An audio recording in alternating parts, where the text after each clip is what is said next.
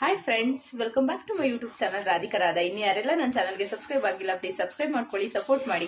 ಹಾಗೆ ನಾನಿವತ್ತು ನನ್ನ ಡೇ ರೊಟೀನ ತೋರಿಸ್ತಾ ಇದ್ದೀನಿ. ಡೇ ರೊಟೀನ್ ಅನ್ನೋದಕ್ಕಿಂತ ನಾನು ಸ್ಪೆಷಲ್ ಆಗಿರೋ ಒಂದು ಟೆಂಪಲ್ಗೆ ಹೋಗಿದ್ದೀನಿ. ಅದು ಯಾವ ಟೆಂಪಲ್ ಮತ್ತೆ ಅದೆಷ್ಟು ಪವರ್ಫುಲ್ ಅಂತ ನಿಮಗೂ ಕೂಡ ತಿಳಿಸ್ಕೊಡ್ತೀನಿ. ಬನ್ನಿ ಹಾಗಾದ್ರೆ ಯಾವ ದೇವಸ್ಥಾನ ಏನು, ಹಾಗೆ ನನ್ನ ದಿನ ಇವತ್ತು ಹೇಗಿತ್ತು ಅಂತ ತೋರಿಸ್ತೀನಿ.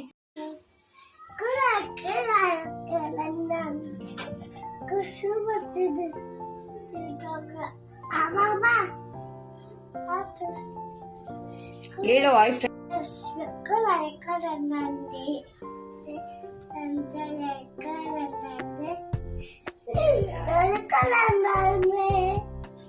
ರಾಧಿಕಾ ರಾಧನಾ ಏನ್ ಮಾಡ್ಬೇಕು? ರಾಧಿಕಾ ರಾಧಾ ಚಾನಲ್ಗೆ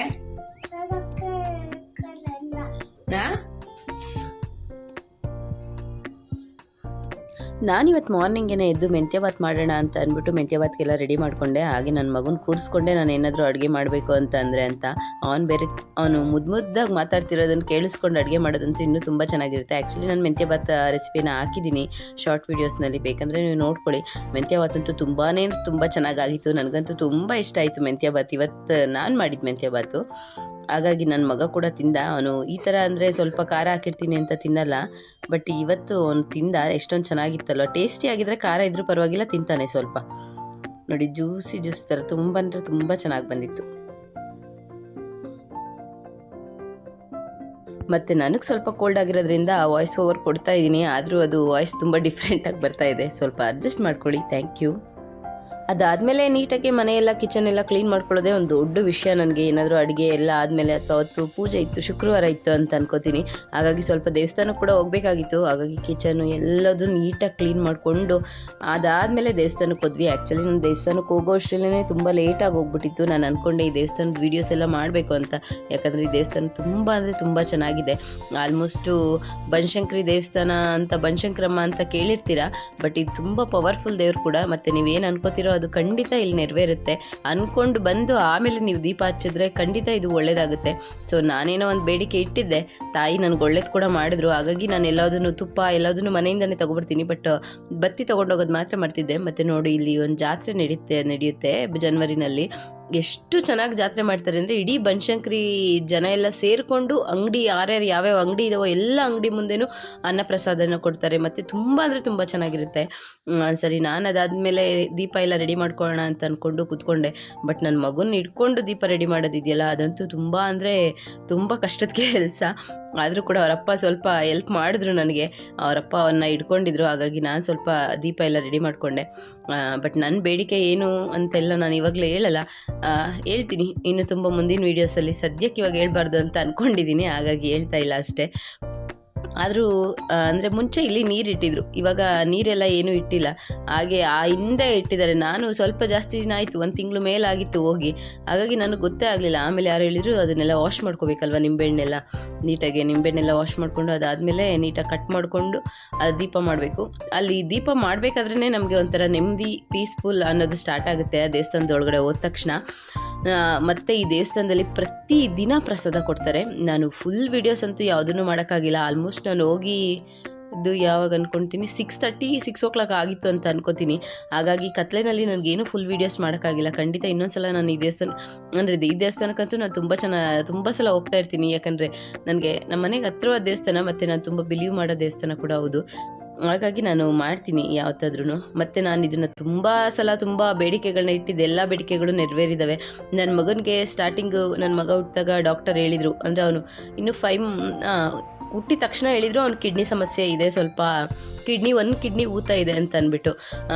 ಅದಾದಮೇಲೆ ಅವನು 1 ಇಯರ್ ಕರೆಕ್ಟಾಗಿ, ನಾನು ಅಂದ್ಕೊಂಡಿದ್ದೆ 9 ವಾರ ನಾನು ನಿನಗೆ ದೀಪ ಹಚ್ತೀನಿ, ನಿಂಬೆಹಣ್ಣಿನ ದೀಪನ, ಅವ್ನಿಗೇನು ಪ್ರಾಬ್ಲಮ್ ಬರಬಾರ್ದು ಅಂತ. ಬಟ್ 1 ಇಯರ್ ಅಷ್ಟರಲ್ಲಿ ಅವನಿಗೆ ಎಲ್ಲ ಪ್ರಾಬ್ಲಮ್ಮು ಕ್ಲಿಯರಾಗಿ ಡಾಕ್ಟ್ರೇ ಹೇಳಿದ್ರು. ಈ ಥರ ಕೆಲವೊಂದು ಸಲ ಮಕ್ಕಳು ಹುಟ್ಟಿದಾಗಿರುತ್ತೆ, ಅದಾದಮೇಲೆ ಕೆಲವೊಂದು ಮಕ್ಳಿಗೆ ಹೋಗುತ್ತೆ, ಕೆಲವೊಂದು ಮಕ್ಳಿಗೆ ಹೋಗಲ್ಲ. ಬಟ್ ನಿಮ್ಮ ಮಗುಂಗೆ ಹೋಗಿದೆ, ಏನೂ ತೊಂದರೆ ಇಲ್ಲ. ಇವಾಗ ಮತ್ತೆ ಸ್ಕ್ಯಾನು ಅದು ಇದು ಎಲ್ಲ ಬರಬೇಡಿ, ತೊಂದರೆ ಇಲ್ಲ, ಎಲ್ಲ ಕ್ಲಿಯರ್ ಆಗಿದೆ ಅಂತ.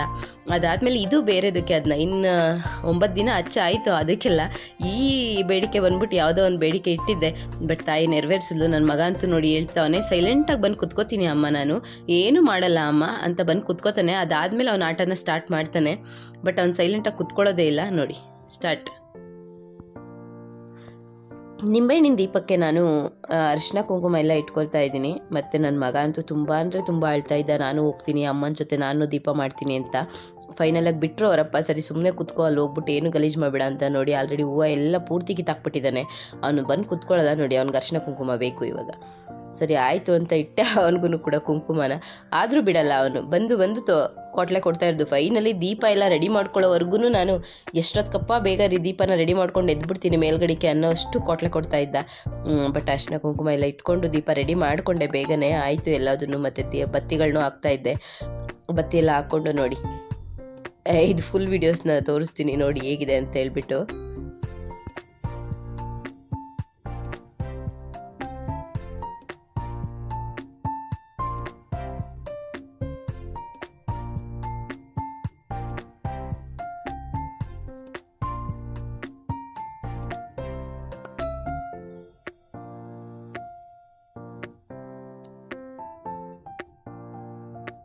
ಫೈನಲಿ ದೀಪ ಎಲ್ಲ ರೆಡಿ ಮಾಡಿಕೊಂಡೆ ಸರಿ ಅಂತ ಅಂದ್ಕೊಂಡು ದೇವ್ರಿಗೆ ದೀಪಾಚರಣೆ ಅಂತ ಹೋಗ್ತಾ ಇದ್ದೆ. ಅಷ್ಟರಲ್ಲಿ ಒಂದು ತೇರೆಲ್ಲ ಆಗುತ್ತೆ, ತುಂಬ ಚೆನ್ನಾಗಿರುತ್ತೆ. ಅಂದರೆ ಶುಕ್ರವಾರ ಮಾತ್ರ ಅಲ್ಲಿ ಈವ್ನಿಂಗು ಮತ್ತು ಮಾರ್ನಿಂಗು 2 ಟೈಮು ಕೂಡ ತೇರನ್ನ ಎಳಿತಾರೆ.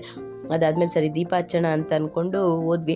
ಆ ತೇರ್ ಜೊತೆ ಹೋಗಿದ್ದಕ್ಕೆ ನಮಗೆ ಬೇಗ ಎಂಟ್ರಿ ಆಯಿತು. ಇಲ್ಲ ಅಂತಂದರೆ ತುಂಬ ಜನ ಇದ್ದರು. ಆಲ್ಮೋಸ್ಟ್ ಒಂದು 200 ಜನ ಆದಮೇಲೆ ನಾವು ಹೋಗಬೇಕಾಗಿತ್ತು. ಬಟ್ ತೇರ್ ಹಿಂದೆನೇ ಹೋದ್ವಿ ನಾವು, ಹಾಗಾಗಿ ನಾವು ಪೂರ್ತಿ ದೇವಸ್ಥಾನದ ಒಳಗಡೆನೇ ಹೋಗ್ಬಿಟ್ವಿ. ನನಗಂತೂ ಅನ್ನಿಸ್ತಾ ಇತ್ತು ಫಸ್ಟೇ ನನ್ನ ಕೈಲಿ ತುಂಬ ಕೋಲ್ಡ್ ಎಲ್ಲ ಆಗಿದ್ದರಿಂದ ನಿಂತ್ಕೊಳ್ಳೋಕ್ಕೆ ಆಗ್ತಾ ಇರಲಿಲ್ಲ. ಹಾಗಾಗಿ ತಾಯಿ ನೀನು ಒಳ್ಳೇದೇ ಮಾಡಿದೆ ನನಗೆ ಅಂತ ಅಂದ್ಕೊಂಡು 200 ಜನ ಆದಮೇಲೆ ನಾನು ಹೋಗಬೇಕು ಅಂದಿದ್ರೆ ನಾನು ಫುಲ್ ಸುಸ್ತಾಗಿ ಹೋಗ್ಬಿಡ್ತಾ ಇದ್ದೆ. ಬಟ್ ತೇರಿಂದನೇ ಹೋಗಿದ್ರಿಂದ ನಾವು ಡೈರೆಕ್ಟ್ ದೇವಸ್ಥಾನದ ಒಳಗಡೆ, ಮತ್ತು ತೇರು ಮುಂದೆ ಹೋಗ್ತಾ ಇರ್ತಲ್ಲ, ಹಾಗಾಗಿ ದೇವಸ್ಥಾನದಲ್ಲಿ ಸ್ವಲ್ಪ ಹೊತ್ತು ಟೈಮ್ ಕೊಡ್ತಾರೆ ಎಲ್ಲರಿಗೂ ಆ ಕಡೆ ಈ ಕಡೆ ನಿಂತ್ಕೊಳ್ಳೋದಕ್ಕೆ. ಇದು ಆಚೆಯಿಂದ ದೀಪ ಬೆಳಗ್ತಾ ಇರೋದು. ನಾನು ಫುಲ್ ವೀಡಿಯೋಸ್ದೆಲ್ಲ ದೇವಸ್ಥಾನದ ಮಾಡೋಕ್ಕಾಗಿಲ್ಲ, ಸ್ವಲ್ಪ ಮಾಡಿದ್ದೀನಿ. ಖಂಡಿತ ಇನ್ನೊಂದು ದಿನ ಹೋದಾಗ ನಾನು ಫುಲ್ ವೀಡಿಯೋಸ್ ಮಾಡ್ತೀನಿ. ಯಾರಾದರೂ ಬನಶಂಕರಿ ದೇವಸ್ಥಾನಕ್ಕೆ ಬರೋಂಗಿದ್ರೆ ಖಂಡಿತ ಬನ್ನಿ. ನೀವೇನಾದರೂ ಅನ್ಕೊಳ್ಳೋಂಗಿದ್ರೆ ಮುಂಚೆನೇ ಅರ್ಕೆ ಮಾಡಿಕೊಂಡು ಅದು ಖಂಡಿತ ನೆರವೇರುತ್ತೆ. ಅದನ್ನು ಬಂದು ನೀವು ದೀಪ ಹಚ್ಚೋದ್ರ ಮೂಲಕ ಅಥವಾ ಬೇರೆ ಏನಾದರೂ ಓಕೆ, ಎಲ್ಲದೂ ಆಲ್ಮೋಸ್ಟ್ ಸೀರೆ ಕೊಡೋದು, ಮಡ್ಲಕ್ಕಿ ಕೊಡೋದು ಎಲ್ಲದೂ ಇರುತ್ತೆ. ನೀವು ಅದನ್ನೆಲ್ಲ ಮಾಡ್ಬೋದು. ಫೈನಲಿ ನಾನು ದೀಪ ಎಲ್ಲ ಹಚ್ಚಿ ಅದನ್ನು ದೀಪ ಇಡ್ತಾ ಇದ್ದೀನಿ. ಮತ್ತು ಈ ಕಡೆ ಬಂದರೆ ಇನ್ನೊಂದು ದೇವಸ್ಥಾನ ಇದೆ, ಇದು ನಿಮಿಷಾಂಬ ದೇವಸ್ಥಾನ ಅಂತ ಹೇಳ್ಬಿಟ್ಟು, ಅಂದರೆ ತಾಯಿ ದೇವಸ್ಥಾನ ಆ ಕಡೆ ಇರುತ್ತೆ, ಇದು ಅದ್ರ ಪಕ್ಕನೇ ಇರುತ್ತೆ. ತುಂಬ ಅಂದರೆ ತುಂಬ ದೊಡ್ಡದಿದೆ. ಆ್ಯಕ್ಚುಲಿ ನಾನು ಹೋಗೋಕ್ಕೆ ಸ್ಟಾರ್ಟ್ ಮಾಡಿ 10 ಇಯರ್ಸ್ ಆಯಿತು ಅನ್ಕೋತೀನಿ ಈ ದೇವಸ್ಥಾನಕ್ಕೆ. ಸೊ ಈ ದೇವಸ್ಥಾನಕ್ಕೂ ಮತ್ತು ನನಗೂ ತುಂಬ ಏನೋ ಒಂಥರ ನಂಟಿದೆ. ನಾವು ಇಲ್ಲಿಗೆ ಸ್ಟಾರ್ಟ್ ಮಾಡಿದ್ದು ಆ್ಯಕ್ಚುಲಿ ಈ ದೇವಸ್ಥಾನ ತೋರಿಸಿದ್ದು ನನ್ನ ಹಸ್ಬೆಂಡು ನನಗೆ. ನಾನು ಅವರು ಮುಂಚೆ ಆಲ್ಮೋಸ್ಟ್ ನಾವು ಇನ್ನೂ ಮದುವೆ ಆಗಿರಲಿಲ್ಲ, ಅವಾಗ ಒಂದು ಸಲ ಜಗಳ ಮಾಡ್ಕೊಂಡಿದ್ವಿ. ಹಾಗಾಗಿ ನಾವಿಬ್ರು ಮತ್ತೆ ಮಾತಾಡಬೇಕು ಅಂತ ಹೋಗಿದ್ವಿ. ಅವ್ರು ಹೇಳ್ತಾ ಇದ್ರು ನಾನು ನಿನ್ನ ಜೊತೆ ಮಾತಾಡಬೇಕು ಬಾ ಅಂತ. ನಾನು ಫೈನಲಿಗೆ ಎಲ್ಲಿವರೆಗೂ ಹೋಗಿದ್ವಿ ಅಂದರೆ ಅವ್ರ ಫೋನ್ ಎಲ್ಲ ಹೊಡೆದಾಕೊಂಡ್ಬಿಟ್ಟಿದ್ರು. ಸರಿ ಮಾತಾಡಬೇಕು ಬಾ ಅಂತ ಕರ್ಕೊಂಡೋಗಿ ಆ ದೇವಸ್ಥಾನದಲ್ಲಿ ಕೂರಿಸ್ಕೊಂಡು ಮಾತಾಡಿದ್ರು. ಸ್ಟಾರ್ಟಿಂಗ್ ನಾನು ಅದೇ ಫಸ್ಟ್ ಟೈಮ್ ಆ ದೇವಸ್ಥಾನಕ್ಕೆ ಹೋಗಿದ್ದು. ಹಾಗಾಗಿ ಅಲ್ಲಿಂದ ನಮ್ಮ ಜರ್ನಿ ಈ ದೇವಸ್ಥಾನಕ್ಕೆ ಸ್ಟಾರ್ಟ್ ಆಗಿದ್ದು. ಅಂದರೆ ಅವ್ರು ಇದ್ದಿದ್ದು ಜಯನಗರ ಸೈಡೆ, ಮುಂಚೆ ನಾವಿದ್ದಿದ್ದು ಮಾತ್ರ ಬೇರೆ ಕಡೆ ಇದ್ದಿದ್ದು. ಸೊ ಹಾಗಾಗಿ ಆ ದೇವಸ್ಥಾನಕ್ಕೆ ಒಂಥರ ನಮಗೂ ಆ ದೇವಸ್ಥಾನಕ್ಕೂ ತುಂಬ ರಿಲೇಷನ್ ಇದೆ, ಅಂದರೆ ತುಂಬ ನಂಟಿದೆ.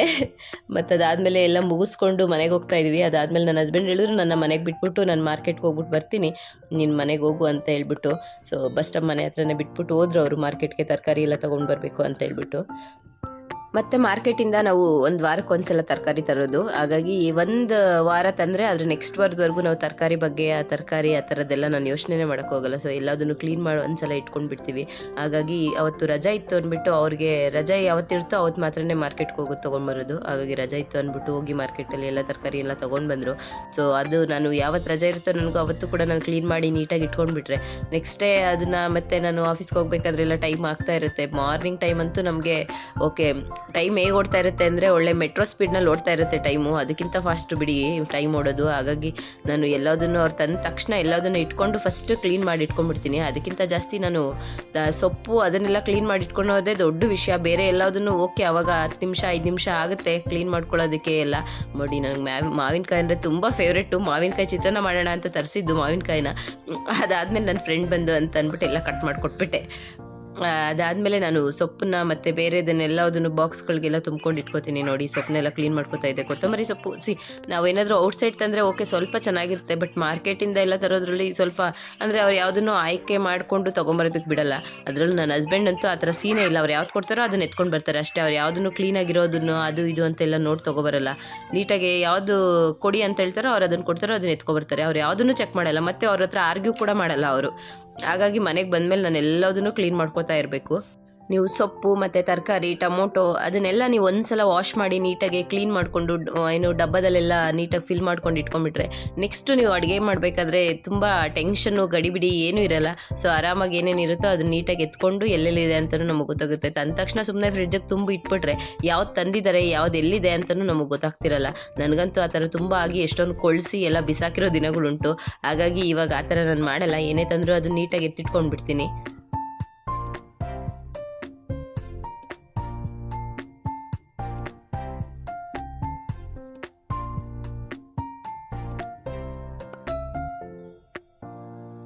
ಮತ್ತು ನನ್ನ ಫ್ರೆಂಡು ಮನೆಗೆ ಬಂದಿದ್ರು. ನನ್ನ ಫ್ರೆಂಡು ಮತ್ತು ಅವ್ರ ಹಸ್ಬೆಂಡು.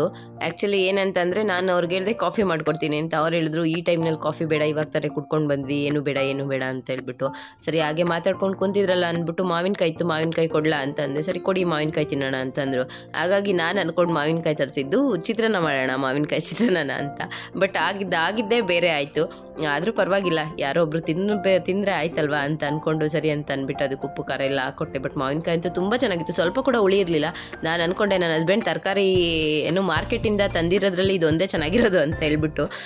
ಸ್ವಲ್ಪ ಕೂಡ ಹುಳಿ ಇರಲಿಲ್ಲ ಗೊತ್ತಾ. ನನಗೆ ಒಂಥರ ಸ್ವೀಟ್ ಮಾವಿನಕಾಯಿ, ಏನು ಜೀರಿಗೆ ಮಾವಿನಕಾಯಿ ಬರುತ್ತಲ್ಲ, ಇದು ಆ್ಯಕ್ಚುಲಿ ತೋತಾಪುರಿ ಮಾವಿನಕಾಯಿ. ಬೆಳಗ್ಗೆಯಿಂದ ಎಲ್ಲ ಕೆಲಸ ಮಾಡಿ ಟಯರ್ಡ್ ಆಗಿತ್ತು. ಹಾಗಾಗಿ ನಾನು ಗೋಬಿನೋ ಅಥವಾ ಏನಾದರೂ ಔಟ್ಸೈಡ್ ತಿನ್ಕೊಂಡು ಬರೋಣ ಬಾ ಅಂತ ಆ್ಯಕ್ಚುಲಿ ನಾನು ಕರೆದಿಲ್ಲ, ನಮ್ಮ ಮನೆಯವರೇ ಕರೆದ್ರು. ನನಗೆ ಔಟ್ಸೈಡ್ ಫುಡ್ ಅಷ್ಟೊಂದು ಇಷ್ಟ ಆಗಲ್ಲ. ಅದಾದಮೇಲೆ ಸರಿ ಹೋಗ್ಬಿಟ್ಟು ಒಂದು ಗೋಬಿ ಮತ್ತು ಒಂದು ನೂಡಲ್ಸು ಮತ್ತು ಬೇರೆ ಇನ್ನೊಂದೇನೋ ತೊಗೊಂಡ್ವಿ. ಆ್ಯಕ್ಚುಲಿ ನಾನು ಎಡಿಟ್ ಮಾಡಿದೆ ಒಂದಿನ, ಇದನ್ನು ವಿಡಿಯೋ ಮಾಡಿದೆ ಒಂದಿನ. ನನ್ನ ಮಗ ಅಂತೂ ಎಲ್ಲಿ ಹೋದ್ರೂ ಸುಮ್ಮನೆ ಕೂರಲ್ಲ. ಅವ್ನ ಚೇಷ್ಟೆ ಅಂತೂ ಅವ್ನು ತೋರಿಸ್ತಾನೆ ಇರ್ತಾನೆ. ಅವನಿಗೆ ಬೇರೆ ಚೇರ್ ಕೊಡಬೇಕು, ಎಲ್ಲದನ್ನು ಅಷ್ಟೇ.